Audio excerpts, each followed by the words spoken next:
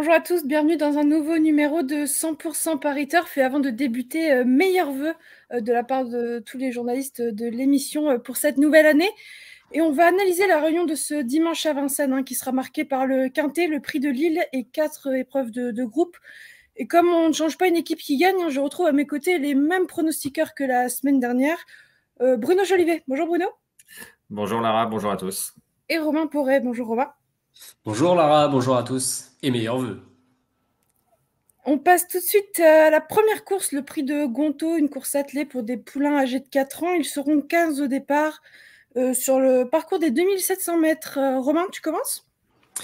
Allez, c'est parti pour la première. J'ai retenu deux concurrents assez durs à l'effort. Je trouve Catchiquick le 6 ferré, mais malgré ça, qui doit avoir la poiture d'un tel lot. Et puis le 4 Kiwi Génilou. Alors Mathieu Brivard, il nous avait vraiment chauffé, entre guillemets, la dernière fois dans sa rubrique hebdomadaire dans Paris Turf. Le cheval a déçu, parce qu'il n'a pas fait l'arrivée. Mais par contre, il a l'air d'avoir la tête d'un cheval qui va se distinguer dans cette catégorie. C'est assez ouvert, mais j'aime bien 6 et 4. Bruno ?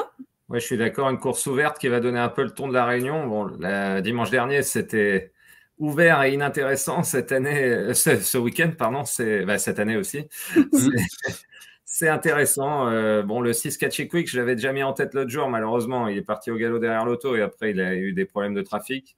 Donc oui, on va le reprendre, même si, évidemment, avec le déferrage des autres concurrents, il peut y avoir des modifications de valeur, et notamment le 15 Cavale Bourbon qui a vraiment franchi un petit cap, je trouve, depuis plusieurs semaines. C'est un cheval très bien né. Et là, déféré des 4 premières fois, la distance ne va pas le déranger, donc je l'aime bien aussi. Mais il y a beaucoup d'autres poulains qui ont une chance. 6 et 15, donc. Parfait. On passe à la deuxième, le prix de Linière, un rendez-vous réservé à des femelles âgées de 5 ans, n'ayant pas gagné 54 000 €. Et elles seront 16 sur ce parcours des 2850 mètres. Bruno ? Course encore plus ouverte que la précédente. Allez, j'ai jeté mon dévolu sur le 12 Jakarta de Chenu, qui avait gagné de belle manière au mois d'octobre à Anguien. Après, elle a eu des fortunes diverses, mais là, elle monte en puissance. Sa troisième place l'autre jour est bonne. Elle sera associée à Eric Raffin.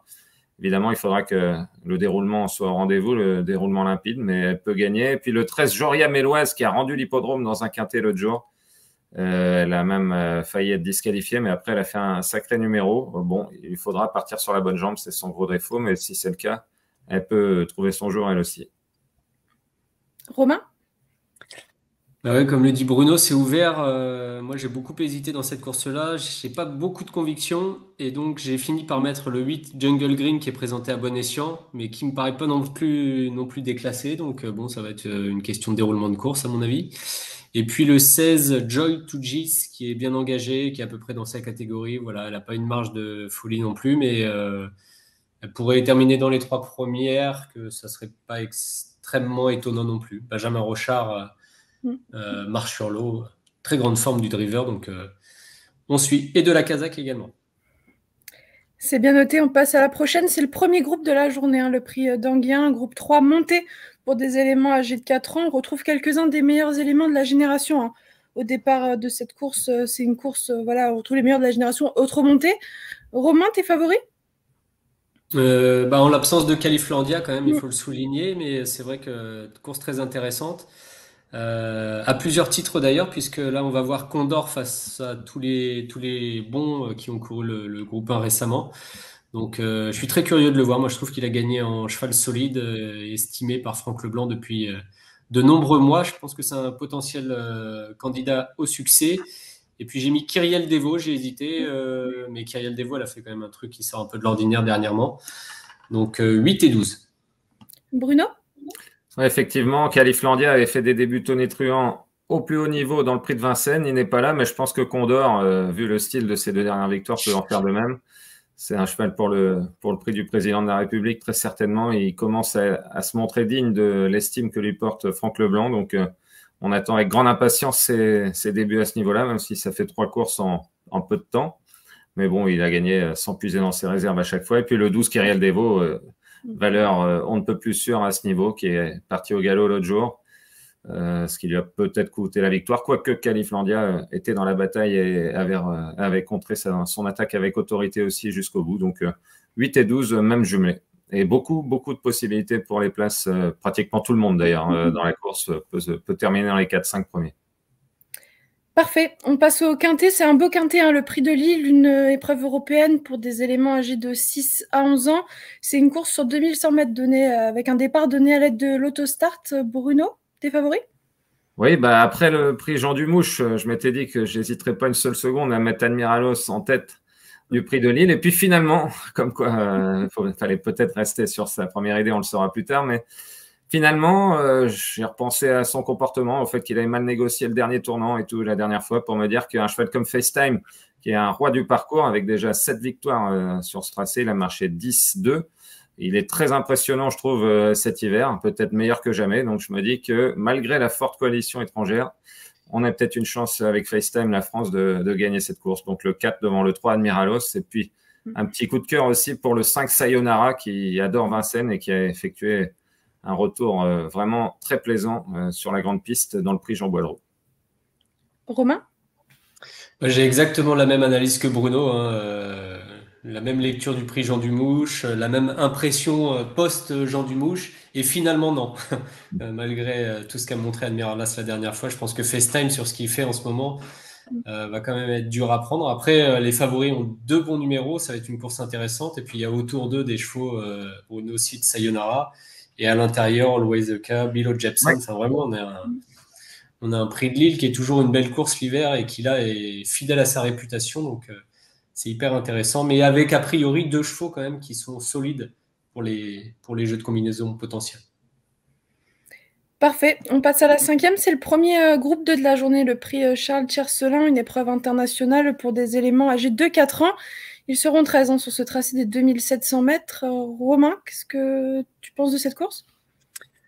Ben, j'en pense que là, il y a la notion de déferrage qui entre en ligne de compte. Donc, ça m'a quand même beaucoup incité à garder Cocktail du Dain devant Crack Time Atou, puisqu'ils seront tous les deux déférés des 4 pieds. Après, je dis pas que ça a fait automatiquement la différence, mais bon, on est quand même obligé d'en tenir compte. Voilà, mais on a un lot qui est quand même un super lot avec notamment les 2 représentants de William Bijon qui finalement n'étonneraient pas non plus en montant sur le podium. Donc, ouais, c'est pareil, c'est intéressant à plusieurs titres. Il y a des chevaux moins argentés, Carlito monte de catégorie, Xar qui est ferré contre ces chevaux-là, ça me paraît compliqué, mais non, les plus riches, à mon avis, s'annoncent redoutables. Bruno? J'ai retenu aussi Cocktail du Dain, déféré les 4 premières fois et de retour sur sa distance de prédilection. Donc, en plus, il va pouvoir enrouler, je pense, reprendre sa tactique favorite et le déferrage devrait beaucoup lui convenir vu son allure. Et puis le 6 Katinka du Mouchel, la valeur montante, une très belle pouliche qui a franchi les paliers en quelques semaines seulement. L'autre jour, elle a fait un drôle de numéro dans le prix Ready Cash avec un numéro en seconde ligne justement, alors que Canad Belev avait bénéficié du parcours parfait. Donc j'ai repris la pouliche tout en sachant aussi que j'avais hésité à mettre en 2 Crack Time Atou qui avait battu à la régulière Cocktail du Dain dans le critérium des 3 ans. Mais il a pris une course quand même dure l'autre jour et puis il manque encore de maniabilité. Donc, c'est ce qui m'a fait le retenir en 3e position derrière Katinka du Mouchel. Parfait. On passe à la suivante. C'est la 6e, une course attelée pour des éléments âgés de 5 ans n'ayant pas gagné 100 000 €. L'épreuve a fait le plein. Ils seront 16 sur ce parcours des 2700 mètres. Bruno? Oui, encore très, très, très ouvert, d'autant qu'il y a des candidatures étrangères, donc il faut peut-être panacher un peu avec les Français. Bon, il y a un cheval qui m'a beaucoup plu l'autre jour au niveau supérieur, c'est le 9 Dylan Dogfont. Donc, je l'ai retenu en tête logiquement sur cette perf, mais on rappellera tout de même, il faut ouvrir le parapluie, qu'il avait couru une fois à la Volte en France et était parti au galop. Donc, tout va se jouer, à mon avis, dans les premiers mètres. Et autrement, il doit être un peu meilleur que ce lot-là. Et puis, le 12 Je rêve du bois. Cheval très estimé par Jacques Bruno, un cheval qui a énormément de tenue, mais qui lui aussi est un peu compliqué encore en début de parcours. Mais ce sont les 2 chevaux de classe, à mon sens, 9 et 12. Romain? Ouais, pareil, hein, on peut finir dans la colonne de gauche immédiatement avec Dylan Dogfont, mais vu ce qu'il a fait la dernière fois, en valeur, ça doit pouvoir suffire dans un lot comme celui-ci. Et puis moi j'ai mis Destino Deji ensuite qui fait partie de tous ces chevaux étrangers qui à mon avis ont une chance de finir à l'arrivée. Le parcours sera décisif, hein, il n'y a pas de penalty, mais en valeur, c'est une chance. Parfait. On passe au temps fort de la réunion, c'est le prix du Calvados, un groupe de montée pour des trotteurs âgés de 4 à 11 ans. Qui va succéder à Fantasy selon vous, Romain? Idéal Duchesne est irréprochable, hein, depuis de nombreuses années maintenant, j'ai envie de dire. Là, elle a été très bonne la dernière fois. Ça se présente bien. Il y a peu de partants, des fers et des quatre. Au papier, comme ça, on peut pas dire que ça soit un Calvados de folie, mais c'est quand même une très belle course avant le Cornulier, donc la troisième et dernière épreuve qualificative. Et puis, je lui ai associé Inshore parce que je trouve qu'Inshore, la dernière fois, il était à son extérieur. Enfin, il menait le wagon 2. Il a eu du mérite quand même. Il a vraiment, ouais, on peut même pas dire craqué dans la ligne droite, mais il a abdiqué un peu à 50-100 mètres du poteau. Il était encore très très proche d'Idéal Duchesne à l'entrée de la ligne d'arrivée, jusqu'à mi-ligne droite environ. Donc, c'est quand même très bien ce qu'il a fait. Donc, 9 et 3 pour moi. Bruno? Je suis également allé vers les 6 ans. Idéal Duchesne, irréprochable comme chaque hiver, hein. C'est une jument saisonnière. Et quelques années après, le regretté Fado Duchesne, elle peut faire briller la Kazakh Gage dans cette course. Et puis le 3 Inshore, c'est vrai qu'il a abordé le meeting certainement à court de conditions.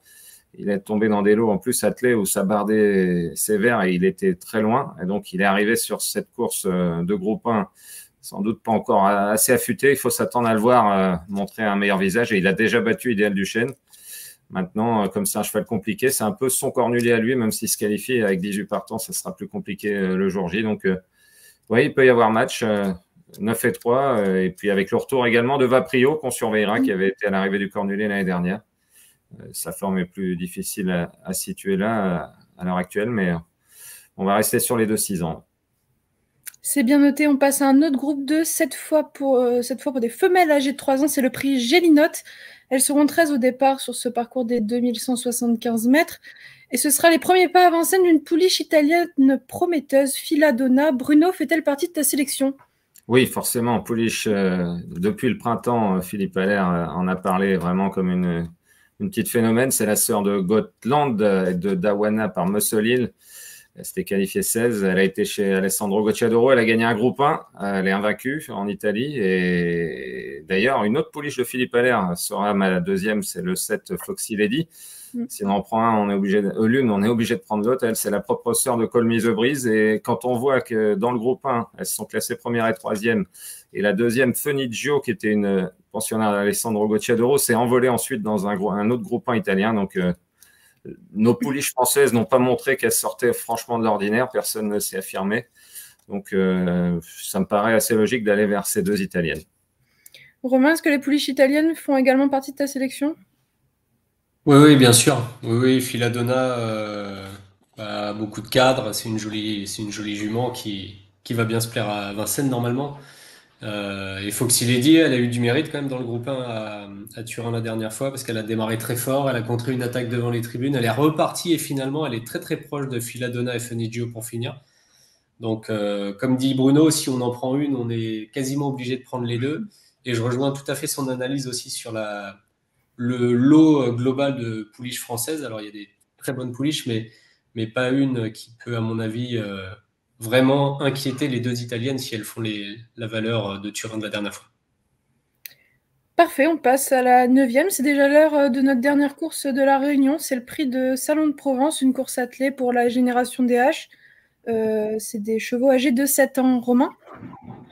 Je suis sûr que Bruno, aux courses, on n'est pas sûr de grand-chose, mais je suis sûr que Bruno aime beaucoup iDream, qui est un cheval très très impressionnant. Il a gagné vraiment assez facilement la dernière fois. Julien Dubois, pour finir, on voit qu'il contrôle les opérations.